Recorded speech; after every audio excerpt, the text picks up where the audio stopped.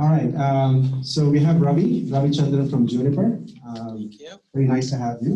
Thank you. Juniper, as I mentioned earlier, has been running Kubernetes for what, couple of years now, Ravi? Yeah. 2 years in production, and DevOps use cases, developer productivity. So I thought it would be good for us to kind of walk through and understand their journey. As you know, Juniper has been around for a long time. They've had lots of different infrastructures over time, but they've been very successful in transforming to a cloud-native architecture and a cloud-native infrastructure. So we wanted to see what their journey looks like. And welcome again, Ravi. Thanks so much. If you want to spend a couple of minutes introducing yourself and your background, we'll go from there. Thank you.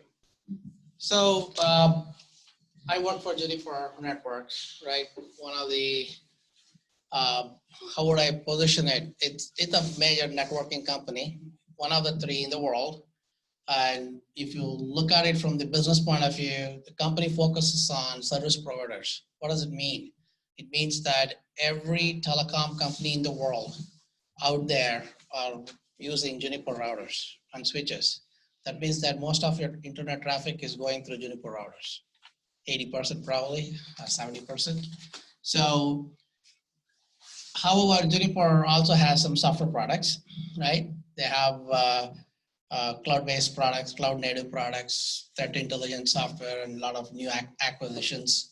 So I joined this company from my previous company of General Electric Digital. So I used to be a CTO there, and then I joined the Juniper Networks to do what is called digital transformation. So the goal of the digital transformation is how do we get Juniper Networks competitive in the marketplace, right? Looking at the marketplace, how do we get our products out faster? How do we deploy our software as a service faster, quicker, with higher level of quality? All that stuff is where we need to get there. And at the same time, the company is also pretty 22, 23-year-old company, right? So there are a lot of legacy. There are a lot of things that we need to heavy lift. And so obviously our DevOps platform non-existent, so certain things need to be looked at. Our build process was different, release orchestration, build automation, all that stuff, all have to be upgraded. And you have engineering community that's been with the company for the last 25 years. The guys who wrote the original DHCP, the DNS, all those guys are still there. So that tells you how good a company is at the same time. So it's a lot of evangelization. It's a lot of cultural change for the company. So I embarked on, okay, what's the first priority for me to look at it? And so for me, DevOps platform was the first thing that I needed to look at it because there was no tools, there was no integration, there was no deployment properly. How do we, and we are also on 2 different models. When you say CD, right? It's continuous deployment and also continuous delivery. So that means that the continuous delivery process improves the software that powers up our routers and switches. Whereas a continuous deployment powers up pretty much all the cloud native into the AWS or GCP or Azure, where we run our virtual firewalls and containers, right? Threat intelligence software, all that stuff goes through that pipeline. So the goal here is to build a scalable build as a service platform that would enable us to deploy these products and services both to the cloud and into the hardware, that is routers and switches that we ship. So I joined this company to drive that. And from a strategy point of view, technology roadmap point of view, discovery, assessment, and from a previous experience, having worked for quite a few companies, I did like 6 startups. 2 of them went IPO. My first startup, and then I never used to call startup. It was in 1991. Okay, so Aspect Development. I don't know if any of you know. So that was my first startup. So I've been through a lot of startups. I worked for large, big companies: IBM, Hewlett Packard, General Electric, Symantec, VeriSign, Veritas. I worked for quite some of those companies as they progressed through their technology. So I've kept up to date myself from an emerging technology point of view. So one thing that I've always been running is cloud operations, technical operations, security operations, security or engineering development and deployment. So from that perspective, I've always felt a need that the last thing I want to deal with it is managing it at the day-to operations. This is a growth in my own maturity level. Well, you guys are all very competent development guys who give you, I throw any problem at you, you guys can go develop it in 2 days. You'll work for 48 hours, some with pizza and nuts and Coke, and you'll get it done, right? Beer, right, there you go. So, but as you continue to evolve over time, you'll figure it out and say, do I really need to do it at home? This is not my the business is not there in the competencies of developing everything in-house. You start thinking and figuring it out, how can we get this project out the door? How can we get this project operated, supported 24/7 in a geographically distributed locations? So that's how we'll start thinking. And that's where I think as we will continue through this process, I will speak through what was important for me. Why did I choose Platform 9? What happened? All that stuff we can go through. Okay. Terrific. Ravi, of course, has a lot of experience in the industry.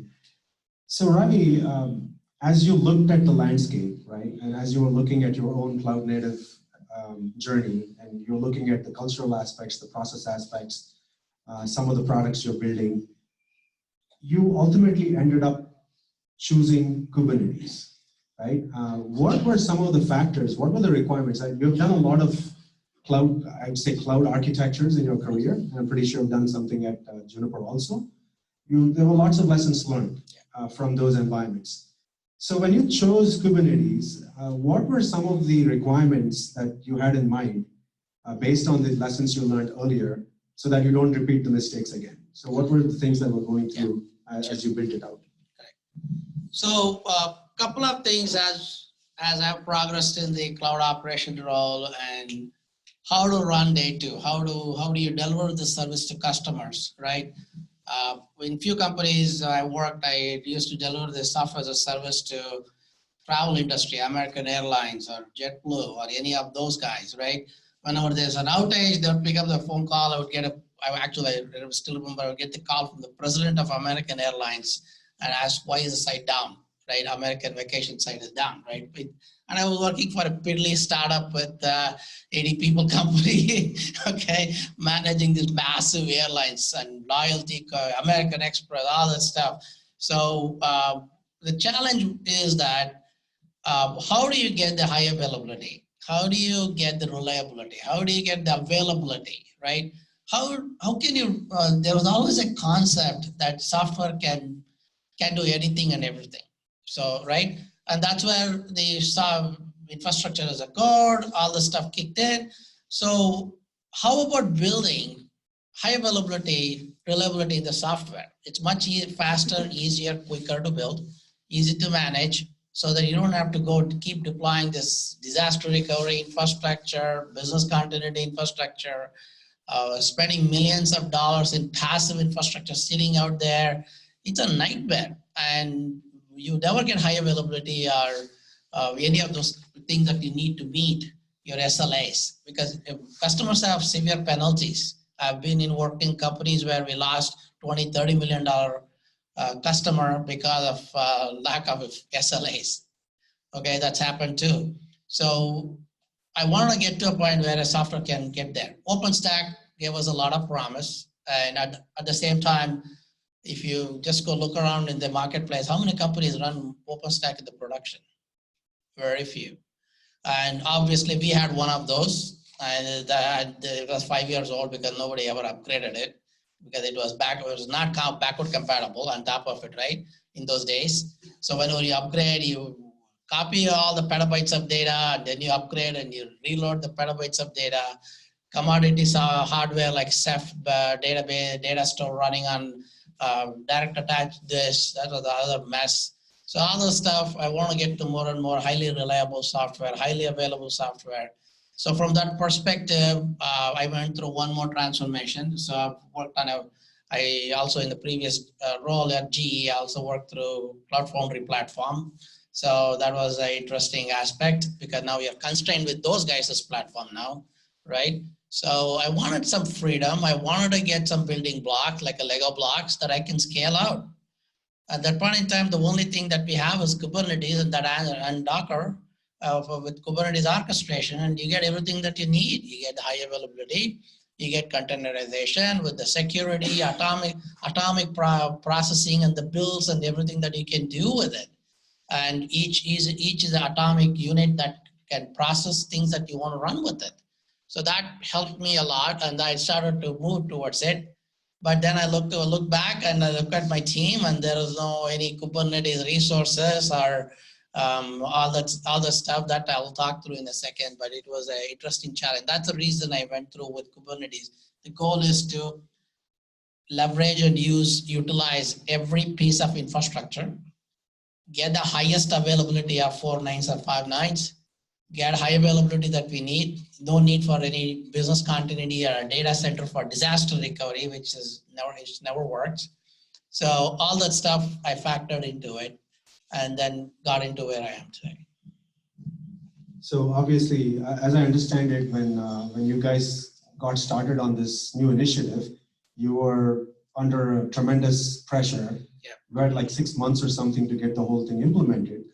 I'm curious to know, obviously you must have done a lot of due diligence, you might have looked at vendors, you might have figured out what does it take for me to build myself. So what were some of the things that you were going through in terms of vendor POCs or evaluations or open source? Walk us through some of the challenges you ran into, given that you had so much time pressure to get this out of the door. Sure. So I did look at other vendors like Rancher and a few other things, right? But Rancher is the open source. Obviously, as I mentioned just a few minutes ago, I don't have a team with a lot of Kubernetes experience. I don't have a team that understands if they run into any Kubernetes issues during the development phase, they don't know how to deal with it. So I have only 2 people who knew it. One guy for day 2 of production and operations, the one guy in the development. That's it. So how do you deploy this for 5,000 engineers that we have between India and US?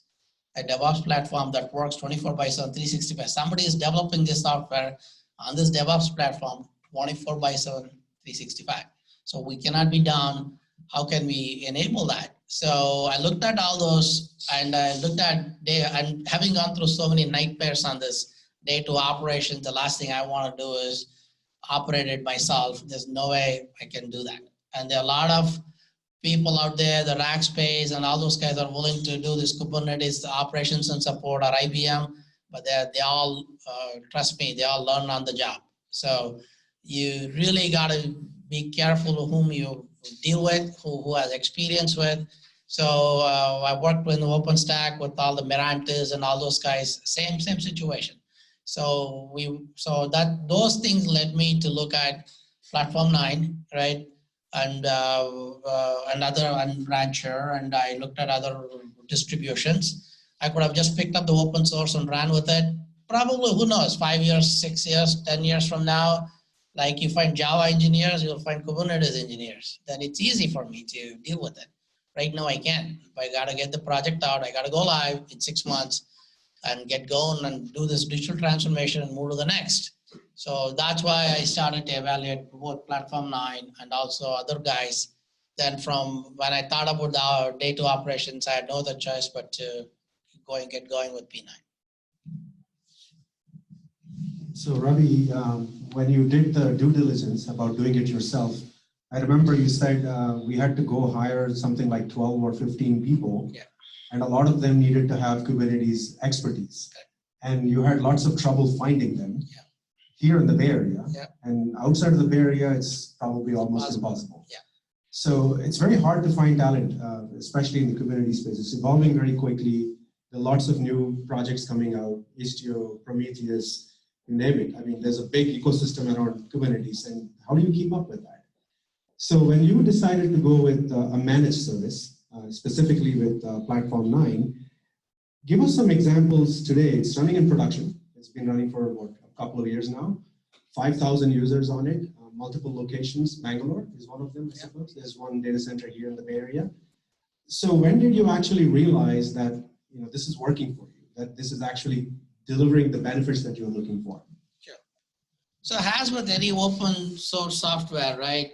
obviously we all know that open source is not really free, because in a SaaS-based environment, if you're going to be delivering some service or a product development, it comes down to day-to-day operations. Until you deliver the service, nobody's signing any check for the company. You're not making any money.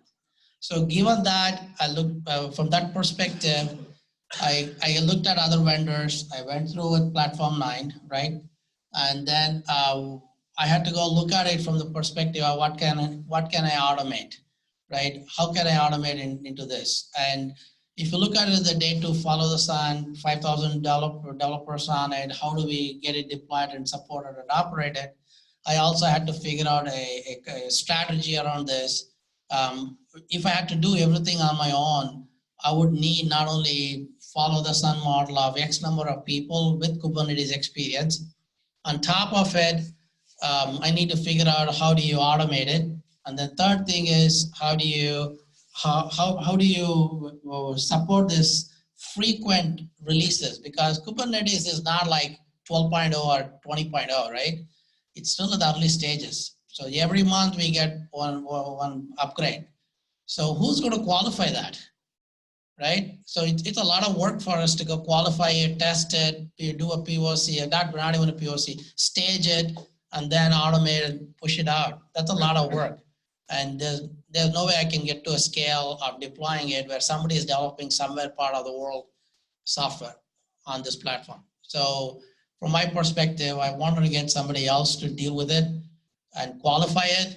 In fact, I'm going to be the last guy to pick it up, let the other customers of them first go through it and suffer through if there was any. And go that way, I don't get impacted. So the last thing I worry about is an outage on Kubernetes clusters, because that is something I don't have to deal with. In fact, the P9 also helped me during the development phase and deployment phase, all the Kubernetes issues we hit across, right? Some other things, we had a lot of internal challenges in terms of how we do DevOps, how we do deploy, how do you do delivery, all that stuff. We had to run through it. Our processes are different. They're legacy processes.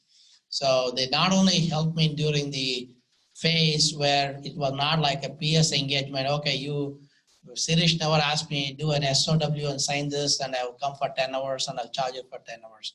His team was there all the way through, and we got it through in 6 months. Actually, I'm taking more time in moving the customers, the developers onto the platform than I took in deploying the platform, because it's a big change management for a company of $5 billion company. That's fantastic. So what does life look now after the whole cloud native? I'm assuming you have converted some of it to Kubernetes. And you're still a very large IT shop. There's lots of stuff going on. But to the extent that you have transformed this part of your infrastructure, what does it look like now? What are your developers experiencing? What does productivity look like? I'm assuming you're writing CI/CD automation, like what we saw. Yeah. Build automation, Artifactory. I understand you use Artifactory too, as part of this deployment, or? Well, out of the deployment, but we are trying to standardize on it. Okay, so they're trying to bring Artifactory into the Kubernetes environment, which is great. Now, tell us about what it feels like. How does it, how are your developers experiencing it now?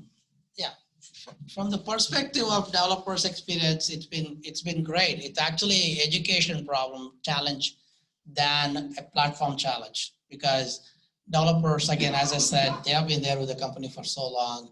They're used to a way of doing certain way, like all of you here, right? How just to change your mind of how different change of development cycle, or how you create your containers, how you create your sandboxes, all that stuff. Anything changes, you guys all get irritated, right? So that's a major change management we deal with. So now some of them are they love it because it's very progressive. In fact, it enhances their own career aspirations in the marketplace, right? So that is the last thing I worry about it. I have other challenges and other layers of the platform. That's a bit different problem. But from this perspective, it's made my life really easy. Automation, getting this cluster scaled, moving developers into it, helping them, educate them how to use on this platform. all that stuff has been going really very well. Great, thank you. So closing thoughts, I guess from my perspective, what we're seeing is open source is here to stay in the enterprise. And it's not free. It's not free. But I think the managed open source seem to be sort of emerging now, because open source, managing open source is hard. Red Hat Linux, right? Yeah. How much did IBM pay? 3.6 billion? No, 34 billion. 34. Yeah. I missed it by 1 0. 1 0. $34 billion for an open source company. Clearly open source is here to stay. It's going to be in the enterprise. Management of open source is not free if you can't do it yourself. So we do see, as we go forward into the future, Ravi, you've been in the industry for such a long time. So give us some nuggets of wisdom of where you think this industry is going from an infrastructure standpoint and from the DevOps standpoint, and then we'll close it. Sure. Yeah, from an infrastructure standpoint, I kind of feel that we don't need any more disaster recoveries concept. You don't need any more business continuity. Software will be self-healing, auto-scaling. In fact, Cloud Foundry already has an auto-scaling, but they do it on the VMs. I think we need to get to a point where the platform of Kubernetes itself will auto-scale in terms of spinning out more infrastructure instances and the nodes and the everything, right? That can, in fact, we can build it today. In fact, it's not even too much of a futuristic aspect to it. So from a cloud management perspective, just as he said, I'm really not part of IT. I'm in engineering, literally, right? I'm a cloud engineering, cloud platform guy. So from my perspective, as much as I'm working with my other brothers in the engineering who wants to develop the stuff and throw it over, right? That's what the whole idea of DevOps. I think from the perspective of running this data operations will become more holistic, auto-scaling, self-healing, incident management will come down. You should be able to even predict failures, incidents in the future with AI and machine language algorithms. You should be with predictive analytics. You should be able to say, hey, on this day and this stuff, there might be an incident and you can be proactively approach it. I think that kind of a thing is going to need to be start building up. So that way you really don't need to spend a lot of money on day-to operations. Everything should be self-healing and scaling. So the outages are just eliminated, right? Right now, a lot of companies, a lot of people are involved in it. That's a heavy burden. In fact, the operational revenue of the SaaS companies will improve a lot, right? Typically, software companies' operational revenue is around 80%. That could go up to 90 or 100. So that really could get up to that piece. From a DevOps perspective, as it's already evolving pretty good, but the thing is, it needs to catch up. It's very relevant and prevalent in the West Coast, right? But as you go towards Midwest and East Coast, they are still in the old days, right? There are a lot of legacy software, there are a lot of legacy technologies lying around, and Asia has to pick up. On a global basis, this is like a tsunami. It's going to take some time for this to reach in other geographies, but we can certainly lead the way with companies like JFrog and P9 and all those innovations can certainly get us where we need to be to get to a pretty much 100% availability with the minimal hardware dependency and everything software solves it. I think that's my thought process. Fantastic, Ravi. Let's give Ravi a big round of applause. Thank you so much for coming. Thanks for having me. Really appreciate the time. And I just wanted to close it out by saying that there's KubeCon coming up next week. I've been looking at all the sessions that are in KubeCon.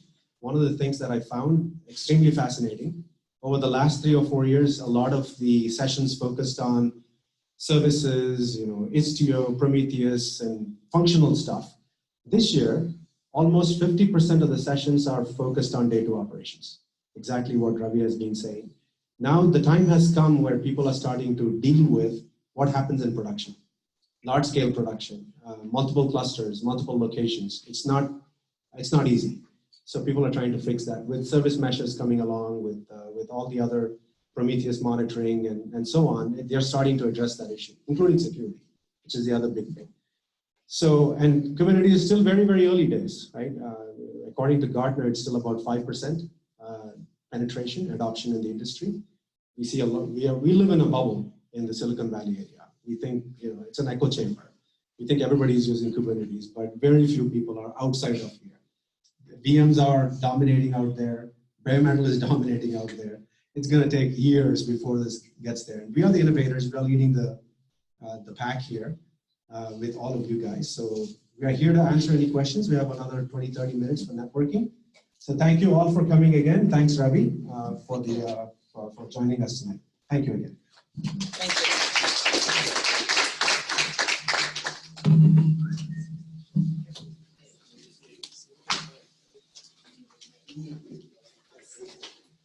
My face was up there all this time. Stop the recording? Yeah.